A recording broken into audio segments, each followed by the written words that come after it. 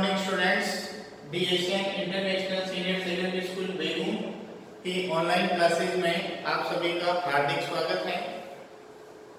आज अपन class 10 subject science chapter number 9 light के बारे में चर्चा करने वाले हैं। इस चैप्टर के कुछ पॉइंट्स अपन ने पिछली कुछ क्लासों में क्लियर किए हैं। लास्ट अपना जो वीडियो बना था उसमें अपन ने जो स्फेरिकल मिरर है, गोलीय दर्पण, उसके बारे में हमने बात करी थी। गोलीय दर्पण ये दो प्रकार का होता है, एक उत्तल दर्पण और एक अवतल दर्पण। इसके बारे में कल अपन ने बात कर ली थी। इसके दो प्रकार हैं, कौन कौन से हैं? एक उत्तल दर्पण था और एक अवतल दर्पण था। इन दोनों के बारे में अपन ने अच्छे से डायग्राम बनाकर इनके बनने वाले प्रतिबिंब कैसे होते हैं, जैसे इससे बनने वाले जो प्रतिबिंब होते हैं वो आभासी होते हैं, इससे बनने वाले प्रतिबिंब जो होते हैं वो वास्तविक होते हैं। फिर अपन ने कुछ परिभाषाएं, डेफिनेशंस पढ़ी थी, कुछ परिभाषाएं पढ़ी थी, जैसे ध्रुव की परिभाषा, फोकस बिंदु क्या होता है, वक्रता केंद्र क्या होता है, फोकस दूरी क्या होता है, वक्रता त्रिज्या क्या होती है, ऐसी सब परिभाषाएं अपन ने कल क्लियर करी थी। उसके बाद हमने चिन्ह परिपाटी कर एक टॉपिक लिया था, चिन्ह परिपाटी। उसमें अपने को सबसे इम्पोर्टेंट बात ध्यान रखनी है कि जो सारी डिस्टेंस है सभी पॉइंट की वो अपने को ध्रुव से लेनी है। और ध्रुव का होता है जो भी अपना दर्पण होता है उसका मिडिल पॉइंट, उसके द्वारा का जो मिडिल पॉइंट होता है उसे अपन ध्रुव कहते हैं और उसे अपन ने ओ से लिखा था। तो ये कुछ जानकारी अपन ने गोलीय दर्पण के बारे में कल कर ली थी। और इससे आगे बढ़ते अपन जो अपने बुक में एक एग्जांपल दे रखा था, एग्जांपल नंबर 2। फर्स्ट एग्जांपल अपन पहले कर चुके हैं। बुक का जो एग्जांपल नंबर 2 है उसके बारे में मैं आपसे बात कर लेता हूं। आप सभी के पास बुक है, उसमें देख सकते हैं। लिखता हूं मैं, सिद्ध करो कि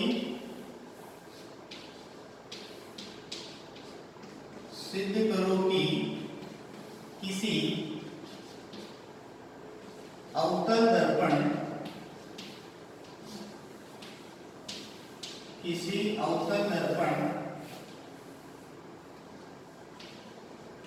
की वक्रता त्रिज्या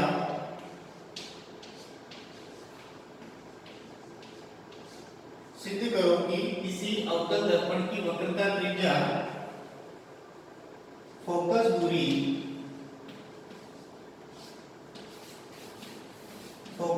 से 2 गुनी होती है। फोकस दूरी से 2 गुनी होती है। ये गोलीय दर्पण के साथ ही, क्योंकि इसी से रिलेटेड है, अवतल दर्पण से रिलेटेड है, इसलिए इस एग्जाम्पल को इसके साथ अटैच किया हुआ है। सीधा एग्जाम में आ सकता है, सिद्ध करो कि किसी अवतल दर्पण की वक्रता त्रिज्या फोकस दूरी से 2 गुनी होती है। या इसको दूसरी तरीके से पढ़ा जाए तो फोकस दूरी जो है वो वक्रता त्रिज्या की आधी होती है। दोनों एक ही बात है, किसी भी तरीके से क्वेश्चन बन सकता है। इस क्वेश्चन को अपन इस तरीके से सोल्व करेंगे। एक अवतल दर्पण बनाते हैं। अवतल दर्पण के लिए बात करनी है अपने को। ये एक अवतल दर्पण है जिसके उभरे हुए पृष्ठ पर पॉलिश करने से बन जाता है। ये अपना ध्रुव हो गया और ध्रुव से जो अक्ष निकलता है वो मुख्य अक्ष कहलाता है, इसलिए ये मुख्य अक्ष हो गया। इस मुख्य अक्ष के समांतर जो प्रकाश किरण आती है दर्पण पर आपतित होती है और दर्पण से टकराने के बाद फोकस बिंदु से होकर निकल जाती है। इस तरीके से यहाँ F से होकर वो निकलेगी। ये आने वाली आपतित किरण है और ये परावर्तित किरण है जो F से होकर जाएगी। मैं इन दोनों के बीच में अगर अभिलंब बनाता हूं इस तरीके से, जो वक्रता केंद्र C से होकर गुजरता है। दर्पण जो लिया अपन ने उसको अपन MN कह सकते हैं। ये ध्रुव हो गया, ये फोकस बिंदु हो गया और ये वक्रता केंद्र हो गया। आने वाली किरण को जैसे R P और ये जाने वाली थी Q। RP आपतित किरण थी और PQ परावर्तित किरण है और ये है अभिलंब, इसको S ले लेते हैं। PS क्या हो गया? अभिलंब हो गया। आपतित किरण जो है अभिलंब के साथ बना जो कोण होगा वो आपतन कोण होता है, उसे I से लिखते हैं। और जो परावर्तित किरण है PQ वो अभिलंब के साथ PS के साथ जो बनाएंगे कोण उसे अपन कहते हैं R परावर्तन कोण। और अपन ने पढ़ रखा परावर्तन का नियम कि आपतन कोण परावर्तन कोण के मान के इक्वल होता है। यहीं से अपन इस क्वेश्चन को सोल्व आउट करने की शुरुआत करते हैं परावर्तन के नियम से। परावर्तन के नियम से परावर्तन का दूसरा जो नियम है वो अपने को यहाँ काम में लेना है। आपतन कोण का मान परावर्तन कोण के मान के बराबर होता है, यानी कि कोण I बराबर कोण R। इसको अपन समीकरण 1 कह सकते हैं। उसके बाद अपन बात करते हैं कि ये जो R की अपनी आपतित किरण थी ये मुख्य अक्ष की क्या थी? समांतर थी, यानी कि RP समांतर है पैरेलल टू मुख्य अक्ष। मुख्य अक्ष को अपन अभी मैं CO या इस पूरे को अक्ष को ले मैं तो x x डैश ऐसा भी लिख सकता हूं। किसके समांतर होगी? x x डैश के समांतर होगी। कौन? RP जो आपतित किरण थी वो मुख्य अक्ष के समांतर है। जब मुख्य अक्ष के समांतर है तो ये जो P से जाने वाली ये किरण है CS, देखिए PCS यानी कि PS जो किरण होगा जो अभिलंब को बता रहा है वो एक तिर्यक रेखा का काम करेगा।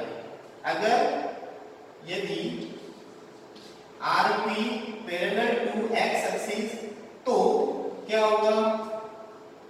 PS एक तिर्यक रेखा बन जाएगी, तिर्यक रेखा होगी। और जब दो समांतर रेखाओं को एक तिर्यक रेखा काटती है तो उसके द्वारा बनाए गए एकांतर कोण जो है वो समान होते हैं। अब देखिए यहाँ एकांतर कोण का बन रहे हैं तो ये दो पैरेलल लाइनें होंगी, समांतर रेखाएं होंगी, इनको ये एक तिर्यक रेखा काट रही है तो बनने वाला ये कोण है I, ये यहाँ वाले कोण के इक्वल होगा। क्यों? क्योंकि ये दोनों कोण क्या होंगे? एकांतर कोण होंगे। दोनों समांतर रेखाओं के बीच में विपरीत दिशाओं में बनने वाले जो कोण होते हैं वो एकांतर कोण होते हैं। इसका मतलब कोण I किसके इक्वल हो जाएगा? इस कोण के इक्वल हो जाएगा, यानी कि एक तिर्यक रेखा होगी। इसलिए क्या लिख सकते हैं अपन? कोण I बराबर कोण PCF। कौन सा कोण? PCF इस कोण के बराबर होगा, यानी कि यहाँ वाला कोण जो है वो भी क्या होगा? I के बराबर होगा। इसको अपन कह सकते हैं समीकरण नंबर 2। अब अपन समीकरण 1 और 2 दोनों को देखते हैं तो यहाँ कोण I बराबर क्या है? कोण R। और यहाँ क्या है? कोण I बराबर कौन है? कोण PCF। इसका मतलब R जो है वो PCF के इक्वल होगा। लेफ्ट दोनों एक ही है तो राइट भी एक ही होंगे, इक्वल होंगे।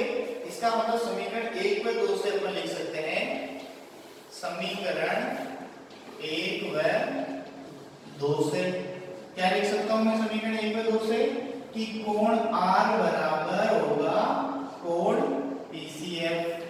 बात समझ में आ गई होगी। दोनों समीकरणों में लेफ्ट पार्ट इक्वल है तो राइट भी इक्वल होगा, इसलिए कोण R बराबर होगा कोण PCF के इक्वल होगा। ठीक बात। इसको अपन यहाँ कोण के रूप में लिखा। अब मैं आपको यहाँ से थोड़ा त्रिभुज के बारे में चर्चा करता हूँ। एक त्रिभुज नजर आ रहा है अपने को TCF। त्रिभुज में कुछ गुणधर्म होते हैं त्रिभुजों के, उसमें एक गुणधर्म ऐसा है कि किसी त्रिभुज के दो कोण अगर समान हैं तो उसके जो सम्मुख दो भुजाएं होगी वो भी इक्वल होगी, वो भी समान होगी।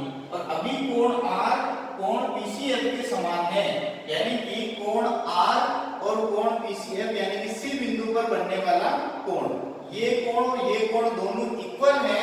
इसका मतलब R के सामने की भुजा यानी कि CF और इस C बिंदु पर बनने वाले कोण के सामने की भुजा यानी कि PF, ये दोनों भुजाएं भी क्या इक्वल होगी। क्यों? क्योंकि त्रिभुज में दो कोण समान होते हैं तो उनकी दो सम्मुख भुजाएं भी समान होती हैं। यहाँ हम त्रिभुज के नियम से भुजाओं को भी इक्वल कहेंगे। थोड़ा सा मैं इसको रब कर रहा हूं, आपने नोट कर रखा होगा। तो नेक्स्ट अपने यहाँ से रिजल्ट निकल कर आता है कि त्रिभुज में, चाहे तो आप नोट कर सकते हैं, नहीं तो इसको ब्रैकेट बनाकर आप लिख लेना कि त्रिभुज में दो कोण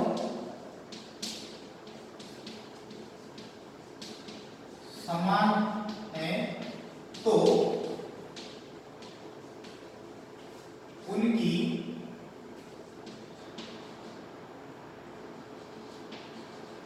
सम्मुख भुजाएं भी समान होगी।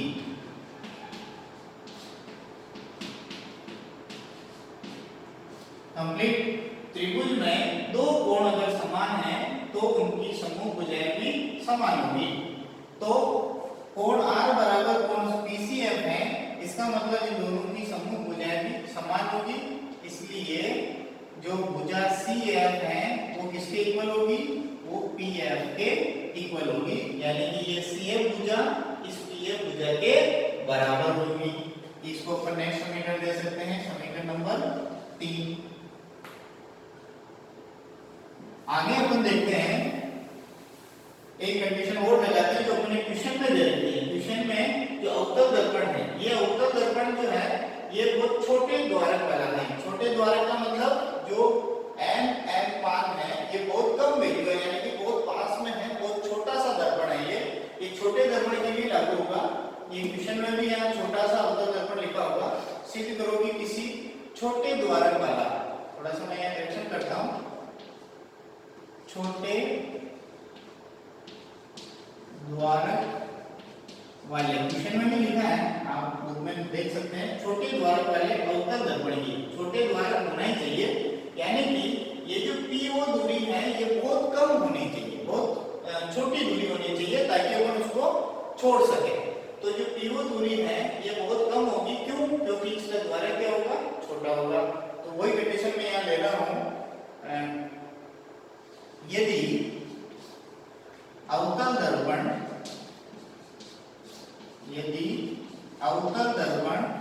का द्वारक बहुत छोटा है, बहुत छोटा हो तो, अब यहाँ देखिए, थोड़ा डायग्राम में देखिए, अगर ये PO जो दूरी है ये बहुत कम है, यानी कि इस P पॉइंट को मैं पकड़कर अगर O बिंदु पर लेकर आ जाता हूं तो क्या होगा? ये जो F से P की दूरी है ये सारी की सारी दूरी मिलकर यहाँ आ जाएगी। इसका मतलब ये जो FP है ये क्या बन जाएगा? FO बन जाएगा। इसको अपन OF भी लिख सकते हैं और नहीं तो FO भी लिख सकते हैं। मेरे कहने का मतलब ये है कि ये जो P पॉइंट है ये P पॉइंट कहाँ आ जाएगा? O पर आ जाएगा। क्यों आ जाएगा? क्योंकि ये दूरी बहुत छोटी है, यानी कि ये पूरा द्वारक जो है ये इस लेंस दर्पण का द्वारक ही छोटा है, तो ये दूरी तो बहुत छोटी होगी। इसका मतलब PO दूरी नगण्य होगी, यानी कि P बिंदु O पर आ सकता है। तो जैसे ही वो P बिंदु O पर आएगा तो अपनी FP जो दूरी है वो किसमें चेंज हो जाएगी?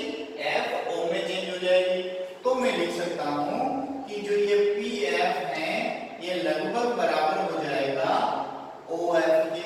समझ में आ गई होगी बात आपके? जो PF दूरी है वो लगभग OF के समान हो जाएगी। इसको अपन नेक्स्ट समीकरण कह सकते हैं 4। अब देखिए 2, 3 और 4 को देखिए आप। समीकरण 3 क्या कहती है? CF बराबर है PF के, और यहाँ PF किसके बराबर होगा? OF के। तो अपन क्या लिख सकते हैं? CF किसके इक्वल होगा? OF के भी इक्वल होगा। तो समीकरण 3 व 4 से, समीकरण 3 व 4 से, ध्यान से देखिए दोनों समीकरणों को 3 और 4 आपस में एक दूसरे को इक्वल बता रहे हैं। तो 3 व 4 से मैं सीधा रिजल्ट लिख सकता हूं, जो CF है वो किसके इक्वल होगा? OF के इक्वल होगा। ये नेक्स्ट समीकरण निकल कर आ गया अपने पास, इक्वेशन नंबर 5। अब इस इक्वेशन नंबर 5 से अपन को समझ में आएगा कि ये वक्रता फोकस दूरी कहाँ है। अभी देखिए CF यानी कि ये वाली डिस्टेंस और दूसरा OF यानी कि ये वाली डिस्टेंस, ये इसके इक्वल है। इसका मतलब ये जो C है इसको अपन क्या कर सकते हैं, इसका डबल कर सकते हैं। तो उसको मैं इस तरीके से लिखता हूँ, थोड़ा नोट कर देता हूँ, आपने नोट किया होगा।